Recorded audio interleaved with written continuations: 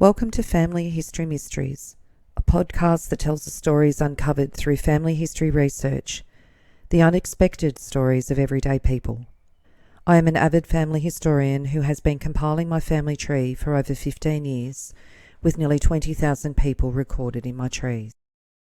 And please put a review on my podcast. That will certainly help in getting the word out there and creating more listenership. Episode 229, The McCaughey Brothers. The McCaughey brothers were prominent pastoralists who emigrated to Australia from Ireland. They were the sons of Francis McCaughey, a farmer and merchant, and his wife, Eliza Wilson. The first of the brothers was Samuel McCaughey, who was a pastoralist, politician and philanthropist.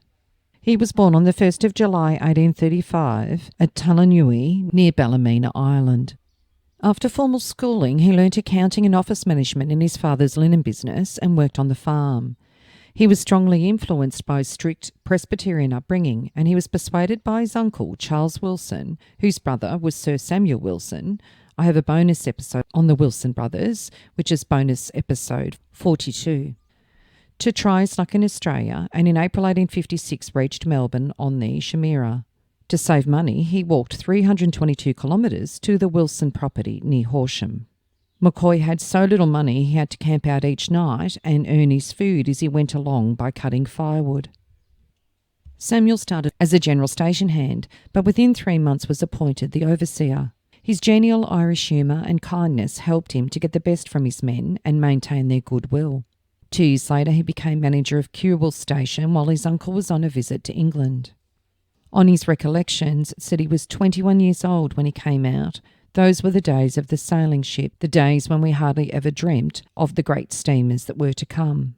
In April 1856, when I landed in Melbourne, I came out with my uncle, Mr. Charles Wilson, who'd first come to Australia with his brother Alexander 15 years before, and had been followed 3 years later by another brother, John, and later still by his brother Samuel.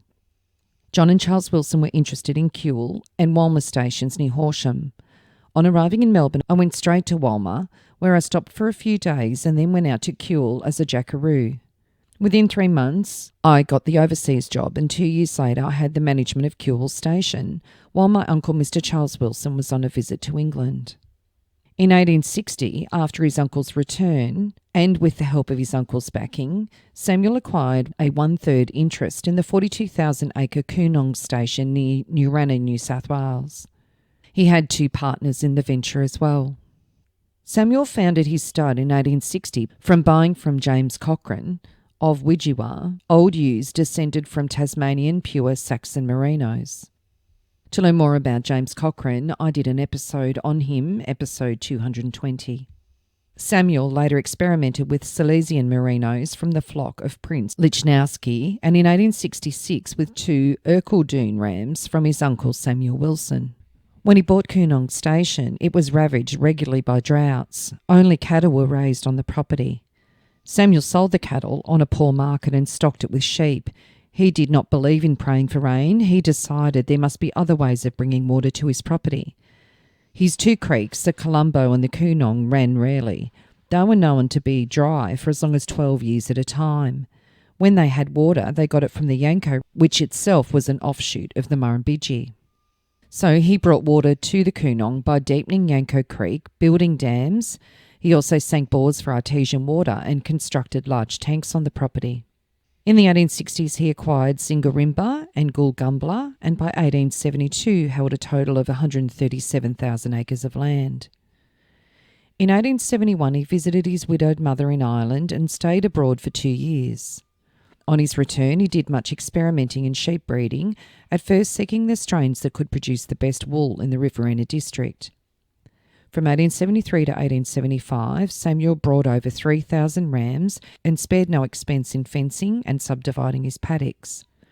In 1874, he brought out his brother David to help manage his properties. In 1876, he built a mansion on his Coonong property. He fronted the mansion by a huge artificial lake and surrounded it by rolling parklands.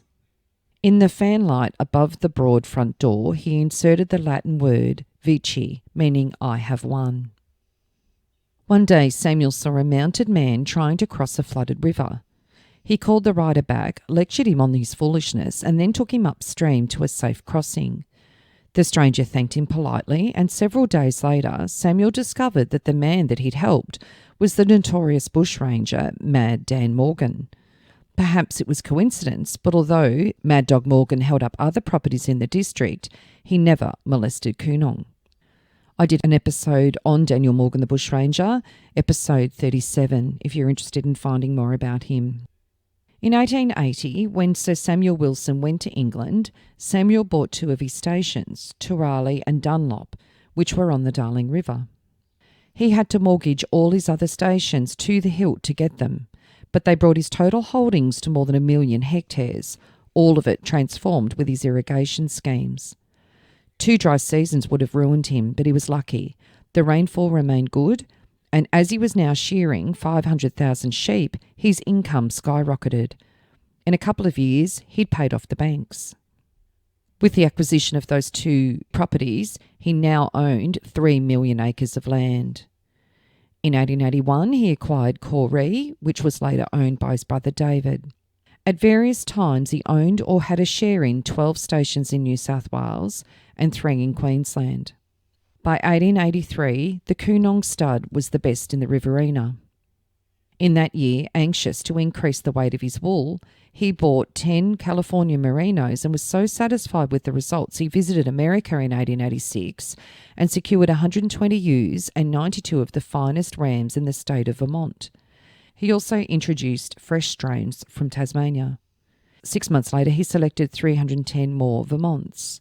The weight of the wool increased dramatically, and for years the greasy, wrinkled Vermont sheep were invincible in shows. In 1879, only one of his stud rams had cut 16 pounds of wool, but by 1891, 200 of them averaged 30 pounds. From the mid-1880s, Dunlop, Turali and the Queensland stations were watered by artesian bores. In 1888, at Dunlop, the shearing was done completely with Wolseley machines for the first time in Australia. Samuel was frustrated with his efforts to get more water for Coonong from dams on Colombo Creek. In 1898, Henny's brother was sued in the Supreme Court by 6 downstream graziers. In the Blackwood versus McCaughey case, the jury awarded £2,000 damages to the plaintiff and limited the height of the dams. On the 15th of June, the other plaintiffs were compensated with £10,000, while McCaughey paid £17,000 in legal costs. In 1900, McCaughey bought North Yanco and at great cost constructed about 200 miles of channels and used 2 steam engines to pump water from the Murrumbidgee to irrigate 40,000 acres. The success of this scheme is believed to have encouraged the New South Wales government to proceed with the dam at Burrinjuck that was completed in 1927. A New South Wales Cabinet Minister seemed uncertain about the implementation of the irrigation scheme and put it to him at a meeting at the Sheep Breeders Association in Sydney. McCaughey jumped to his feet in exasperation and offered to lend the government $500,000 to get the work started. And on another occasion, with the government being quite sceptical about carrying out works, he quietly came forward and offered to lend New South Wales £250,000 to carry out the scheme. It was safe to say that he knew more about the potential of the project than the government did. So the government developed the Burrinjuck Reservoir and the Northern Murrumbidgee Canal scheme, and then it resumed Yanco as part of the scheme. And in recognition of Samuel's work, they granted Sir Samuel the use during his lifetime of 30,000 acres, including the site of his home. He built a magnificent mansion at North Yanco, and he was famed for his hospitality. After the Murrumbidgee Irrigation Area Scheme in 1912 was fully developed, the Yanco Creek property was transferred to the New South Wales Department of Education, together with the magnificent homestead. These buildings were remodelled and adapted for education purposes, and the Yanco Agricultural High School opened in the early months of 1922. McCaughey's homestead is still used for school administrative offices, the library and other purposes. After severe losses in the 1902 drought, McCaughey returned to the pep and blood from Wanganella. McCaughey had a flair for mechanical appliances and regretted that he'd never taken an engineering course. Although he employed several blacksmiths, he did much of the experimental work himself, and he was responsible for the design and improvement of many farm implements. He pioneered in New South Wales the use of heavy machinery for ploughing and soil excavation. He would spend many hours a week at the anvil. Almost all of his farm vehicles were produced in his farm workshops. He invented an earth scoop, which played an important part in dam sinking over a wide area of Australia. McCaughey also brought out Irish labourers, as they did not mind wet and boggy conditions. In 1899, Sir George Reed appointed McCaughey and 11 others to the Legislative Council to secure the passage of the Federation Enabling Bill. He had no strong political leanings, but his experience and knowledge of the land were valued, and he advocated large-scale immigration. He donated £10,000 to a fund for sending a bushman's contingent to the Boer War. For his charitable gifts and contributions to sheep breeding and irrigation, McCaughey was knighted in 1905, and he visited Europe. He visited Louis Pasteur and tried in vain to obtain an efficient means of exterminating plagues of rabbits. After the Federal Land Tax Act was passed in 1910, McCaughey started to dispose of his properties. Early in 1919, Samuel sold Coonong to his nephew. Samuel was a great philanthropist. He was always ready to help people in trouble on the land. He contributed £10,000 to Bernardo's Homes, and in World War I he gave liberally to the Red Cross and other war charities, besides insuring 500 soldiers at £200 each. Samuel suffered from nephritis, so kidney disease, and he died from heart failure at Yanco on the 25th of July 1919, and he's buried in the grounds of St John's Presbyterian Church in Narrandera. He never married. He was described as a massive man weighing 114 kilograms. He used to say he was too busy to worry about women when he was young, and later he was never sure whether they were interested in him or his money. He was straight-laced enough to declare once that a cigarette in a woman's mouth was like a curse in a man's. Also, he had very definite ideas about the sanctity of matrimony. At one time, newspapers were full of a messy divorce case involving a well-known grazing couple. Coincidentally, during the divorce hearing, McCaughey heard a story that one of his nephews, who was married and to whom he'd given property, was courting a pretty barmaid. He visited the nephew's station and in the course of conversation asked casually, "Have you been reading about the divorce?" "Of course, uncle," was the reply. "Well then," the older man snapped, "I'll have you understand I don't want the same thing to happen in our family." That was the end of the nephew's association with the barmaid. After Samuel's death, his estate was sworn in at probate at over £1.6 million.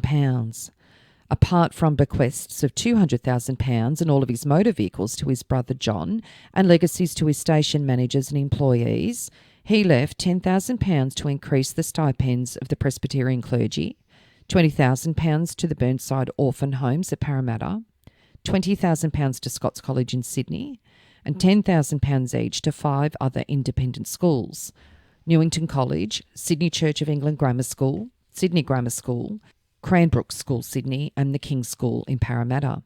He also gave £5,000 to the Salvation Army and £5,000 each to 7 hospitals. Half of the residue of his estate went to the University of Sydney, £458,000, from which 9 chairs were created, including the McCaughey Chair of French, and to the University of Queensland. The other half went to the relief of members of the Australian Military and Naval Expeditionary Forces and their widows and children. 21,500 children ultimately benefited from that bequest. As mentioned, one of the schools that directly bears his legacy is Yanco Agricultural High School. This school was founded around the building that was built by McCaughey to host the Duke of York during his planned visit to Australia, and there's a life-size portrait of Samuel in the entry to the building. E.J. Brady of Australia Unlimited describes Samuel as a really big Australian, and it's the only phrase that fittingly describes the late Sir Samuel McCaughey. He was a splendid type of the men who make nations, big-hearted, generous-minded, far-sighted, dominated by the will to achieve great things, but never content with anything achieved. A man with a tremendous belief in the possibilities of Australia. He made himself a millionaire. In doing so, he added tremendously to the wealth of Australia. The outstanding feature about his career was his courageous enterprise, his desire at all times to do everything he turned his hand to thoroughly and well. He grudged neither time nor expense in attaining the desired end. He never sat down to bewail his fate when conditions were against him, nor did he follow the blind old style of stocking up to the hilt in good seasons and trusting to Providence that favourable conditions would continue. He went rather on the principle that heaven helps those who help themselves, and instead of praying for rain, he constructed dams to save the rain when it fell. He acted on the idea all along that it is a man's privilege and duty to complete the work that nature leaves unfinished. He has played his part in working on the destiny of our Commonwealth. In another commentary of him, it is but natural that great possessions should come to one whose enterprise and ability led him into dealings of such almost bewildering magnitude as those of Sir Samuel McCaughey. It has indeed been that he became the largest individual owner of sheep in the Commonwealth, probably in the world, and his landed properties can be described in no other term than vast. But no man who knew Samuel McCaughey would entertain for a moment the idea that the amassing of wealth was the object of his life's work, nor has it ever been suggested of him that in his great undertakings he became in any sense a profiteer or amassed his wealth as the outcome of unearned increment. He won his way to both wealth and fame as a result of hard, honest work combined with faith and enterprise. He knew that the development of the pastoral industries of Australia were vital in her progress, and he knew that every ounce of energy expended in assisting that development was a service to the community and another brick in the national structure. Such was his practical patriotism, it earned him the gratitude and admiration of every true Australian. And the members of his family who came out to Australia? A brother, John, was born on the 8th of May 1843 in Talanui, Ballymena, Ireland. Samuel was 7 when his younger brother was born. John married Elizabeth Margaret Swain in 1871 in Victoria, and they had 2 children, Frank and Mona. John died on the 20th of June 1928 in Darlinghurst, New South Wales, and the Deniliquin Pastoral Times outlined his death. Death occurred in Sydney last week of Mr. John McCaughey, brother of the late Sir Samuel McCaughey. The deceased gentleman, who was the last of 3 brothers, was 84 years at the time of his death. Conjointly with his brother Sir Samuel, he purchased Yarrabee, where he resided until 4 or 5 years ago. He was twice married and is survived by his widow and 1 daughter from his first marriage.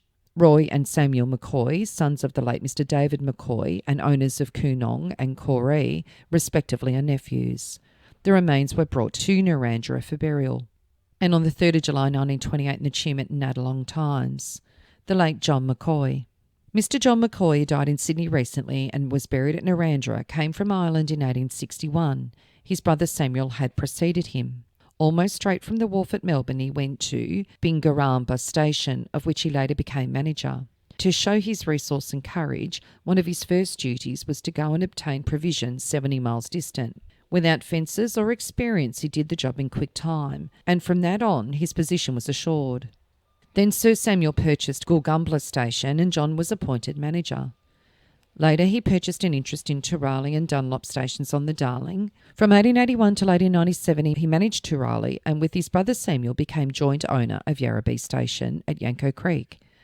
Later he became sole owner of Yarrabee, which he held until 1924 when he retired to private life in Sydney.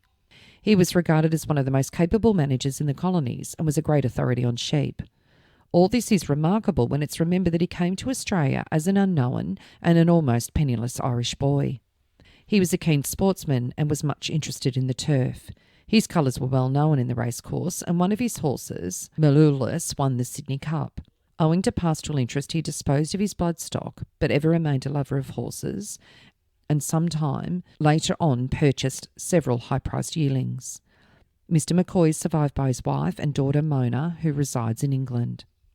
And on the 12th of September 1928, in the Corowa Free Press, it outlines the bequests of John McCaughey. The will of the late Mr. John McCaughey of Yarrabee, Narrandera, retired grazier, was lodged for probate last week. His Australian estate totalled at nearly £413,000. He bequeathed to his widow, Beatrice Annie McCaughey, his jewellery, household effects, motor cars and racehorses, and directed the payment of the following legacies. £5,000 to Mr. James Ashton, MLC, £30,000 to Mr. F.G. Chomley, £10,000 to Mr. M.J. Robinson, £2,000 to Mr. A.M. Valentine of Melbourne, £1,000 to Mr. A.T. Henderson of Narrandera. Mr. McCaughey made the following charitable requests. £5,000 to the Aged and Infirm Fund of the Presbyterian Church in Ireland to be used for the benefit of aged and infirmed ministers, particularly in the county of Antrim. £5,000 to the Presbyterian Church of Australia in New South Wales to be used for the benefit of the Aged and Infirm Ministers Fund. £5,000 to the Presbyterian Church in New South Wales to be used for the benefit of widows of ministers of the church. The income from specified sums for the unknown maintenance and expense of public hospitals in the following towns: Burke, Jerilderie, Narandra and Urana, each £1,000. The income from specified sums to be paid to officiating clergymen in addition to and in augmentation of their stipends of the following churches: £1,000 each to the Presbyterian churches of Urana, Jerilderie, Narandra, Burke, Clowater in Ireland, Clow in Ireland, and the First Brawhain Presbyterian Church in Ireland. Bequests totalled £54,000. The residue of the estate was left to the testator's widow and daughter, Mona Molina McCaughey, in equal shares. His son Frank died at the age of 40 and he had no children, and Mona was unmarried, so there are no descendants for John either. Mona set up the John McCaughey Memorial Art Prize in 1957 in memory of her father. Another brother, David, was born in August 1848 in Antrim, Ireland. He was 11 years younger than Samuel, and he purchased Corey Station near Jerilderie. He married Lucilla Louisa Blanche Gell in Albury in 1888 when he was 40 and Lucilla was 23. They had 4 children, and David died on the 9th of February 1899 at Corey, aged only 50. The Adelaide Chronicle on the 18th of February 1899 announced his death. Mr. David McCaughey, the owner of Corey Station in the Riverina district, died this morning after a very short illness. The deceased gentleman belonged to the well-known McCaughey family and was a brother of Samuel McCaughey, the owner of many vast station properties in the interior. And on the 23rd of February 1899, the estate of the late Mr. David McCaughey, pastoralist, had been sworn in at nearly £151,000 and was left to his widow and family. David's children: the firstborn was Blanche Dorothy McCaughey, who was born in 1888 at Corey. Blanche married Tom Grantham, the son of Mr. and Mrs. George Grantham of Toorak, in October 1911. They had 3 children: Hilda in 1913, Thomas in 1921, and Monica. They lived at a home called Thurlow in Toorak. Thomas was a partner in the firm T. Brunton and Company Proprietary Limited, flour millers. Thomas died in January 1945. Blanche died on the 27th of October 1972 in Victoria. David's second child was Lucilla Maud McCaughey, born on the 1st of October 1890 at Corey. She married Leslie Mitchell McPherson on the 1st of June 1911 at Toorak when she was 20 and Leslie 30. The wedding announcement was in the Albury Banner and Wodonga Express on the 9th of June 1911. Miss M. McCaughey, second daughter of the late Mr. David McCaughey of Corey, Deniliquin, was married to Mr. Leslie Mitchell McPherson of Hamilton, son of the late Mr. Peter McPherson of Paker, New South Wales, at the Presbyterian Church Toorak on Thursday. They had 4 children together. They travelled to London in 1928. They also lived in Toorak, and Leslie himself was a grazier. Leslie died in 1941 in St Kilda. He was 51. And they also had a son that was killed in action in World War II that died only 2 years after her husband. She married again in 1945 in Victoria when she was 55 to Edward Gascoigne Dermer. Edward was an ear, nose and throat specialist. Lucilla appeared in the social pages of Melbourne quite often after her marriage to Edward. On the 25th of June 1945 in the Melbourne Argus, it was announced that a 24,000-acre research institute as a family memorial was established. It says about 24,000 acres of Corey Station near Jerilderie, together with the homestead and station buildings, are to become a research and training institute as a memorial to an Australian soldier and an Australian airman. The institute is being founded by Samuel McCaughey of Corey and David Roy McCaughey of Coonong Narandra as a memorial to Lieutenant Samuel Michael McCaughey, AIF, son of Mr. S. McCaughey, who was killed in action at McCoy's Knoll at Shaggy Ridge, New Guinea in 1943, and Air Gunner David Leslie McPherson, RAAF, son of Mrs. Edward G. Dermer, formerly a Miss McCaughey. Air Gunner McPherson was killed in 1943 while on an operational mission in Northern Australia. The Trust will own approximately 24,000 acres of Corey, and it will promote education for the benefit of the pastoral and agricultural industry, generally through research and training of specialists. The Trust will cooperate with any Australian university or scientific institution. The trustees have wide powers, but it may be some time before the institute can operate within a full capacity until the preliminary work is to be done. Pastoralists last night said the news was the best the pastoral industry has had for many years. The property was one of the finest and best known in Australia and close to the great merino stud flocks of Australia. Lucilla died on the 9th of July, 1971. Samuel, who was born on the 27th of November 1892 at Corey Station, he married Eleanor Una McCaughey on the 3rd of February 1917 in London when he was 24 and Eleanor 32. Samuel had enlisted in the British Army, which is where he met Eleanor. They had 5 children, and he died on the 29th of January 1955 at Manly, New South Wales, aged 62. Another child was David Roy McCaughey, who was born on the 2nd of October 1898 at Corey. He was a student at Geelong Grammar and enlisted in World War I. On the 27th of March 1918, he was discharged on the 9th of April 1918 at his own request, as he wanted to join his brother, who was in the British Army, and he said that he would fund himself to go over to England to enlist in the British Army. David ran Coonong Station when he returned from the military, and he married Gwendolyn Whelan at Potts Point, New South Wales on the 28th of March 1944. They had no children, and David was knighted and known as Sir David Roy McCaughey, and he died on the 13th of September 1971 at St Vincent's Hospital in Sydney. His probate was announced on the 5th of April 1972 in the Canberra Times. $1 million New South Wales will granted probate in Sydney. Sir Roy McCaughey, a leading New South Wales pastoralist who died in September, left an estate worth more than $1 million. Sir Roy of Narrandera was 73 when he died. The net value of his estate was $1.1 million when probate of his will was granted. The bulk of the estate was left to his widow, Lady Gwendolyn McCaughey. Relatives and friends also benefited, and Sir Roy gave $500 to each man employed by him or some of his companies for 3 years or more before his death.